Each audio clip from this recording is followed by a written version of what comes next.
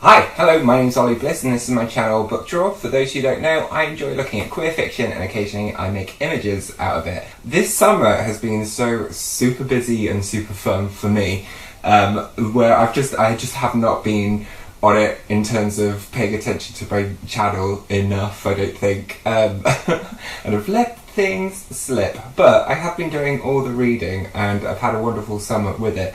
Even though, so I didn't do a wrap-up for July, and we're now in September, so this is why it is titled a summer wrap-up, because I just need to get a grip, really. But anyway, I am doing a wrap-up for you all, so I should basically crack on. I don't even have the books with me, so I'm just going to kind of rant at you and then include pictures. So the first one, which, and this is in no particular order, it was more a brain dump when I was writing down, what have I actually read recently? And then I was like, oh god, I've read quite a bit. But it was Juno Dawson's Margot and Me. Oh, what a wonderful, wonderful book. It was just so lovely. I don't know how else to put it to you. If you just want a really uplifting, fun, unusual adventure, really, where you get to draw on loads of little references in the 90s, where it actually flips between this Fliss, who's the lead character, who's going off into Wales, and she is living with her grandmother Margot while her mother recovers from chemotherapy. When she's there, she goes up into an attic and she discovers Margot's diary. And now Margot is quite a stern, quintessentially English, hardened woman, and she doesn't know why she comes across so almost like brutish and stern and clipped with her. And there's a real friction there. But when she starts reading this diary, she sees this younger woman, this who's in a teen sort of similar age to Fliss, and she sees her as a person. And it's such a wonderful thing in terms of her gaining all that kind of insight in history, because it's based around similar time to when the war is happening, and there's lots of different complex references. I actually particularly enjoyed, I wouldn't say more so, but it was a richer experience when you actually went back to Margot's time, because there's loads of drama as well. I mean, there was loads of scandal that went down. I don't want to spoil anything for you. It doesn't hold back either, and you can certainly kind of hear the style and tone of Juno Dawson, where she's having these frank conversations with the audience, and she's making people think, but it's just introduced through this adventurous story, which is completely believable, and and it's just based around human experience. But I loved it. I loved it as a book. I thought it was just a really great, rewarding read. The next one feels like it has been an epic odyssey, but Proxy by Alex London. What a ride. It is so good, and I'm really looking forward to Guardians, which is already been released. I just need to sort myself out and go out and get that book. Brilliant adventure.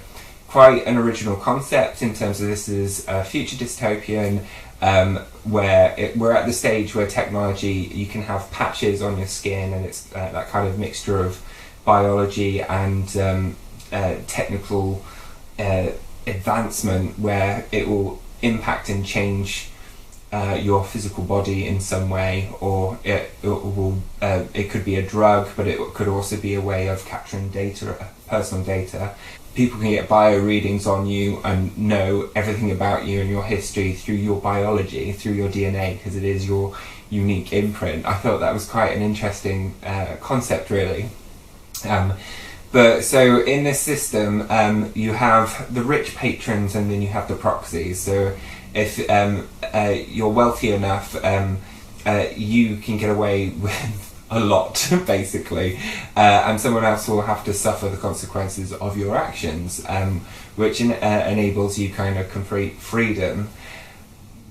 That concept plays out in such a creative, thought-provoking way. And so you've got these two lead characters. You've got Knox and you've got Sydney. So Knox is this rich upper city boy who has only known privilege and wealth, does not have the slightest clue what it might be like to live in a state of any sort of poverty. He's never experienced it. He's never had the need to want for any more. He's actually a bored, pretty boy, inconsiderate, young, selfish and self-assured, irritating, heavily irritating, incredibly irritating to read. And then you've got Sydney, who's the complete opposite, who's had to struggle for everything. He has fought for everything. He has been put upon. He's had this situation put upon where, as a child, he was electrocuted with this like taser thing for as a punishment against crimes which Knox had committed. He's born into it, and that's like the really important part of it. Like, he has no control over it, and he is constantly in the pursuit of control and trying to gain his own sense of liberty and freedom. And that's the real difference between the two people. Like, Knox has so much wealth and freedom that he doesn't really know what to do with it. So then there is this thing that happens which means that Sydney will be going down for a long time punishment because of the consequences of Knox, and that sparks this whole adventure, which then goes from the two sides of the two characters, and you hear their voices and their interpretations of the situation and how they perceive each other. And it's really well done how they actually meet together and how they end up working together. And I will stop there before I rant too much about it. I'm just very interested in structurally his mindset, where this came from, how he crafted it out. I love the politics of it and the social construct of it, and I just thought it was a really clever device to discuss things about race, things about class, things just about wealth and privilege, and understanding what privilege actually means. It's a really good book. So I also read Lord of the Flies, which I did kind of read immediately after Proxy, and that was kind of an interesting kind of flip and switch to go to, because Lord of the Flies, actually, Memento Mori, he has done a breakdown of the book versus film, which is brilliant. Definitely, if you've not watched it, go check it out. He raises some really interesting comments, particularly about the film in terms of how it was filmed. It's fascinating, didn't know any of that. Basically, a bunch of kids have a plane crash on a desert island, and it's about how they survive in that situation without adults in the way interfering, and whether or not they can thrive or survive. It's all about power constructs. It's about who holds power. It's about tribalisms. It's about how we as a society can slip quite quickly and descend into chaos, and how we kind of need social structures, and the consequences of what happens if we don't, and also just how people can use their influence and the tools around them to get what they want, and how that actually unravels and occurs. And the main kind of thing is this tension between two characters. You've got Ralph and you've got Jack, I think his name was. But so Ralph's like the kind of more has a leadership style where he is mindful of others, and he is thinking about how everyone can genuinely survive the situation, and he's putting them at the forefront, them all as a collective at the forefront, whereas Jack is actually looking, it's a kind of like a tension between id and superego, where Jack is more about what his immediate needs are. He wants to go hunting, he wants to have fun, he wants to have a good time, but what they both sacrifice in order to fulfill those needs is what creates the tension in the book, and how that is used almost as a weapon to try and get what they actually want from each other. That's where it was. It's quite cleverly constructed in that way, because people are sad and scared and worried, and they need a bit of light relief, and Jack is there trying to provide that and trying to keep them fed and things, whereas Ralph is like, he's obscenely obsessed with keeping the fire because he wants to leave the island. He doesn't want to stay there, and he wants people to work collectively, and it's more about, we could be here for life. we need to get organised, we need to get stuff done, and have some fun later. And so because they're both quite close-minded about what those needs are, that has a rippling impact on them as a group. And then I have had like a real binge on sci-fi at the moment, like a full binge. Raven Stratagem by Yoon is the second part. So the first book was Ninefox Gambit, which I loved as a book. The magic system's really complex, really intricate, really imaginative, really beautiful, and the Raven Stratagem is like the next stage of what happens after that incredible journey that you go on. And for me, this was probably the only one of this set of reads where I was just a little bit, not disappointed it's too strong, because the magic system stuff there was still great, but they didn't go into the same depth with the magic, and I really enjoyed that aspect, and it became a lot more kind of political and a bit more strategic, really, in terms of what is happening in this universe and how they're playing out against each other. And I think it's because it's leading up to the third instalment.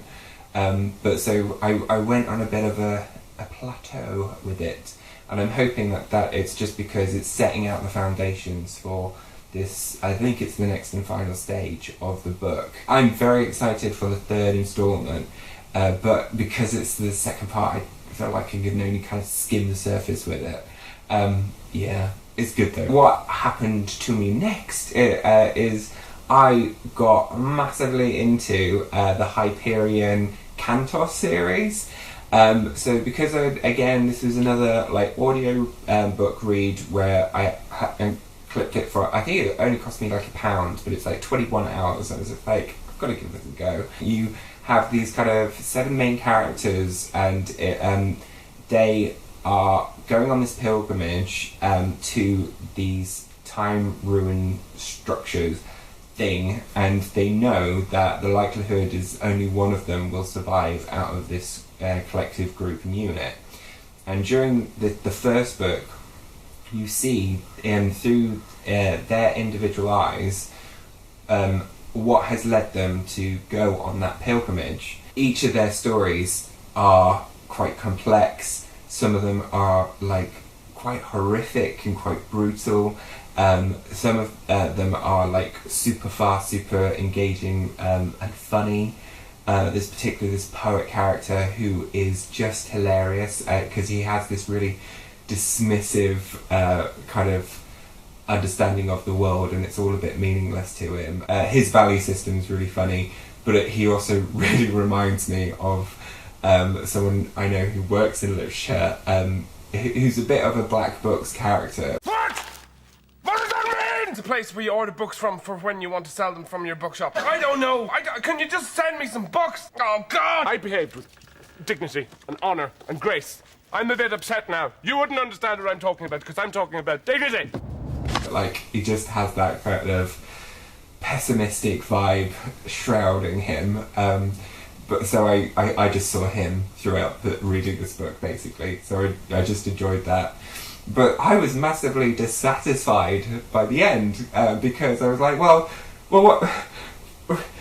We've done all this work, and where's this pilgrimage going? And this is not fair. But then I wikied it, and the writer Dan Simmons, he always had it as an epic in his mind. But because of the way publishing works and because of the size of what he was trying to do, it was split up into these 2 books. But luckily my library had it on their audio, and so while I was actually on holiday, I was able to download that and listen to it. And that was just pure joy, because the speed is so fast in the second book, and it whips through it, because in the first book you have those clean, clear chapters of each person's story, whereas in the second half it's how they all are involved in each other's lives and what it all means, and there's a whole bunch of death that happens at the start, and you're just like, oh my god, I can't cope with this, and then you just need to know what happens at the end. And it was such a rush, especially because the pace of the first book is quite gentle and quite slow, but I was like, I've got to know what happens next, and it was a blur. It was a fantastic blur. But the second story, it elevated the whole thing so much, and then this big reveal happens, and I can't touch it because it's too huge, but that was just genius, and it's really like epically constructed. Everything that was created in the first book is this setup for this grand adventure which occurs in the second book, and all those individual elements come together in such a beautifully constructed, crazy way, which just made your mind implode in on itself, because it's just too cleverly constructed. And I mean, it leans on the fact that sci-fi creates a lot of open opportunities for things to just be beautifully woven in a lot of ways, and things that happen that coincidentally, but each of those characters are there for a very deliberate reason, and they only come apparent as you go through this second book. And I was just left like, wow. But for any reader, what a lovely central part of it is empathy, how that can be utilised as a form of power and way of making a better world in universe. Universe in this context is bigger than the world. It's the entire universe. It's everything. So that was really lovely. And then after that, I went into Endymion, which is the third book. And I don't want to get too far into that, but what's nice is it outlines where you have moved on from the Hyperion storyline, and you're actually seeing what happens to the civilization, the surrounding area, a significant time after. But it makes reference to characters and within the Hyperion timeline. God, that's so hard to talk about when it's a wrap-up, because I feel like I'm only giving you such limited small amounts, but you just need to read this book. These books are just brilliant. Like, I haven't had this much fun with an adventure for ages, and it has completely gripped me throughout. It's been such an awesome thing to escape into. Anyway, I have ranted on for a long time here. I hope you have all enjoyed your summer. We've got the winter and the autumn to look forward to. I love wrapping up, actually. I love layers. It's my favourite season in that sense.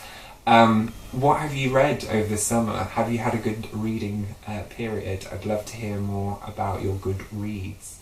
If you have liked this and enjoyed this rant, please give me a like. Please subscribe to the channel and continue hanging out with me. Okay, I will see you all again real soon. Alright, bye!